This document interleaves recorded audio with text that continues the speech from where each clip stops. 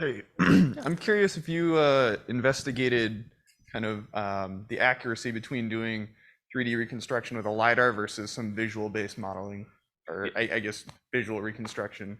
Yep, we actually, I think last year I presented on an initial version of this where it just used image targets, so just images of outcrops. Right. And that worked well in sort of test environments in the lab or with like a set outcrop. But as soon as your lighting conditions changed, your weather conditions changed, it threw off the image targets. You either needed a large library of image targets to really make that work, or in the case of, say, Kilburn Hole with those really fine layered surge beds, the image targets weren't good enough to really, basically monochromatic rock walls that weren't diverse enough for the image targets to work. So we found that stepping up to the LiDAR model to match to the like the morphology of the outcrop rather than just the texture has worked really, really well. And we're hoping to upgrade. We have a new iPad Pro, which has a built-in LiDAR sensor, so that will actively ping the morphology itself. So not only relying on orthophotography, sort of matching imagery to get the shape, but also the actual shape itself to locate data.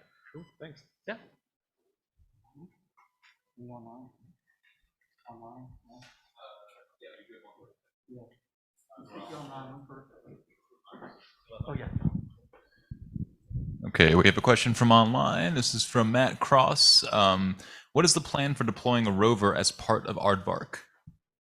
Right. So that's in a couple years. We'll be taking a rover to a field site in the Flagstaff area. So the whole idea with Aardvark is to use a rover as sort of an analog precursor mission, like you would for the moon. You see the NASA swoosh diagram that they often have in some of the main presentations, where you have a few astronauts on the surface, and then a bunch of rovers, then more and more astronauts. So with Aardvark, we're trying to create an analog scenario that puts a rover in the field first, mount the LiDAR to the rover itself, have the rover drive around to create your pre-existing LiDAR scan of a field site.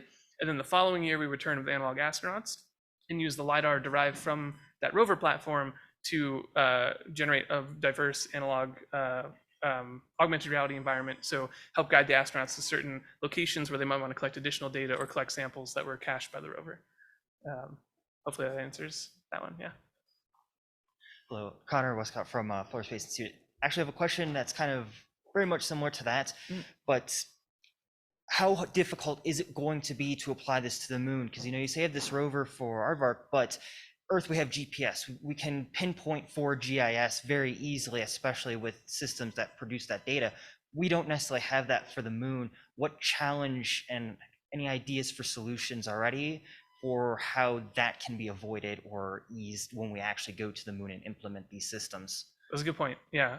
Fortunately, this system with the augmented reality we're working with is completely GPS agnostic. So it doesn't, that's how we're able to use it in lava tubes. It doesn't connect to a system that locates it based on GPS location. It just uses the morphology of the rocks to sort of link data to those shapes. So it sees shapes that it recognizes and puts the data where it belongs. So in a sense, it's a good candidate for something like the moon, where you don't have a GPS network to locate points. The downside is you do need that pre-existing LiDAR scan. So this works best in a field site that you've visited multiple times. So first you collect your morphology scans, and then you also collect some data, put it all together in augmented reality. When you revisit, you can pinpoint exactly where you went before. All right, perfect. Thank you so much. Sure. Awesome. Nice presentation, Zach. Thank you. I think I've got a question along the same lines, and you might have already answered it, but I'm thinking about working on the moon, with astronauts. So would the plan be that astronauts would perform the initial scans when they come up to an outcrop or a new rock? Or would that be robotic first, and then that data would be available while they're on the moon? That's an excellent question. It's something we're hoping to answer with the Aardvark P-STAR project. So we're going to test an architecture that uses a rover first to collect that data sort of autonomously, and then feed it to astronauts when they get to the surface. It's a big question of how do you best use astronaut time when they're on the surface. So that type of pre-mission survey is probably best done robotically or autonomously, and then used to augment the actual on-surface time that astronauts will have. Thanks. Yeah, of course. Thank you. I had two questions, one for Zach and then Sure. one for Mike. So for your constructing these recreations, how long does it take to put one of these together? That's an excellent question.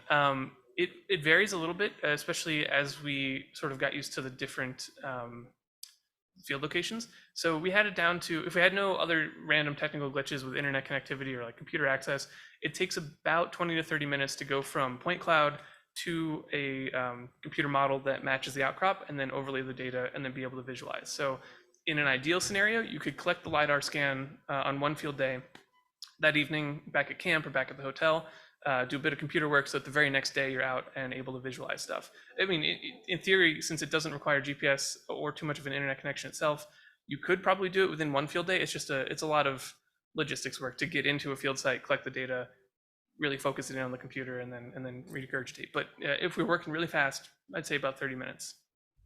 So a robotic precursor could collect that data for you, and then the astronauts would have a field site ready to start Yep. dropping data onto. Yep.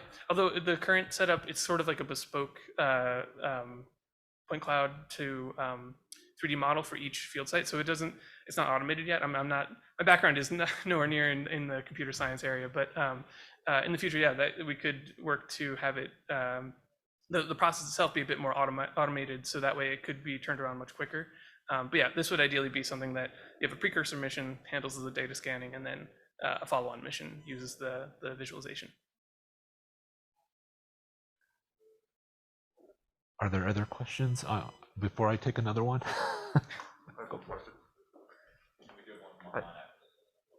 Christopher Sholin from Georgia Tech. One question for the actual implementation of the augmented reality for the lunar environment.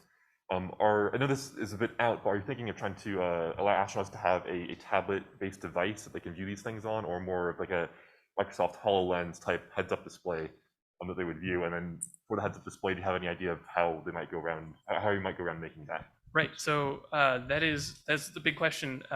Good one, and I'm not entirely sure yet. So that's one of the things we'll be testing over the next 3 years with the Aardvark BSTAR project.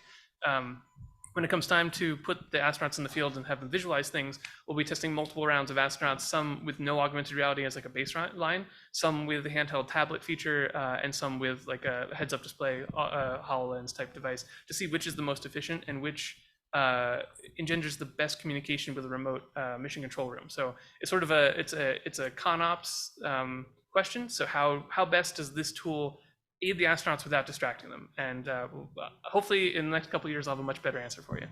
Awesome. Thank you very much. Yep. Yeah, this is kind of a similar question. This is from Abby Grace online. She says, great presentation. I could see how it works. Great tech. This looks like something the mining industry would be interested in. Perhaps also areas accessible initially only to a drone, like in a rescue mission where you want to keep track of where you've looked and what's stable before a human goes in next with the iPad.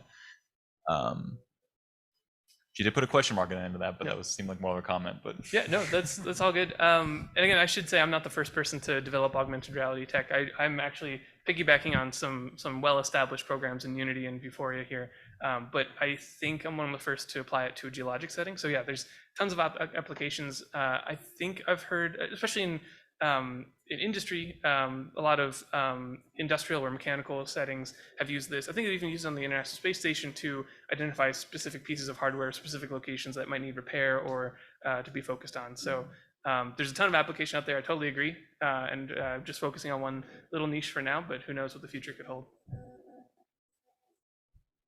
Okay, I have a question for Mike, just going back to the other presentations. So for when you're putting together these simulated sort of geotechnical properties of the near surface, is it just the packing that causes the strength of the material, or can it also be like cementation or other kinds of properties that are affecting how these grains are interacting and giving them those properties? And have you guys explored that particular topic? We did, with testing the geotechnical properties in Long Fox et al., at the ASC proceedings, we did get the shear strength and of course also the cohesion and the angle of internal friction. The packing really, I think, is the main thing where we're trying to recreate, that stress versus depth curves, using the CPT.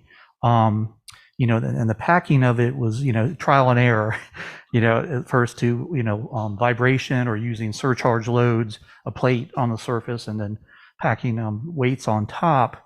We do have, sir, I don't know if you can pull up my slides, and I've got an extra slide, but we're starting to experiment with pneumatic vibration, which are, they run off of compressed air, and you attach those to a plate, and then that will compact the surface. And I think this is going to solve some of our issues, regarding how best to pack the material.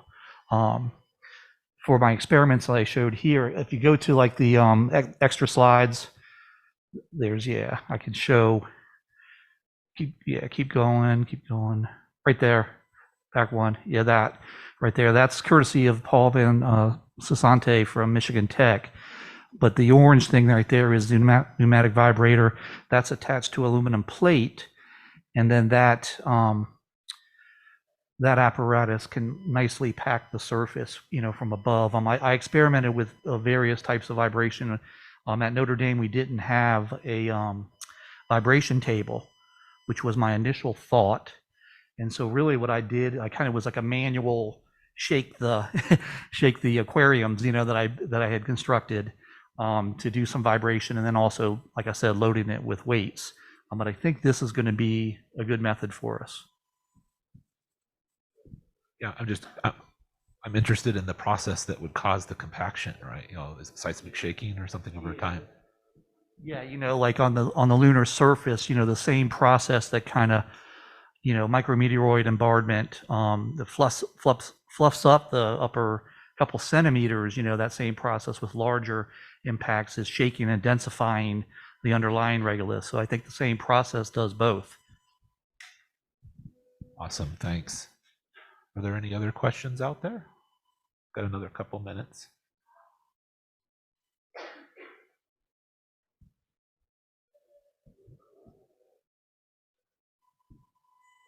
I'm going to do the professorial thing and allow a moment of silence until people think of questions.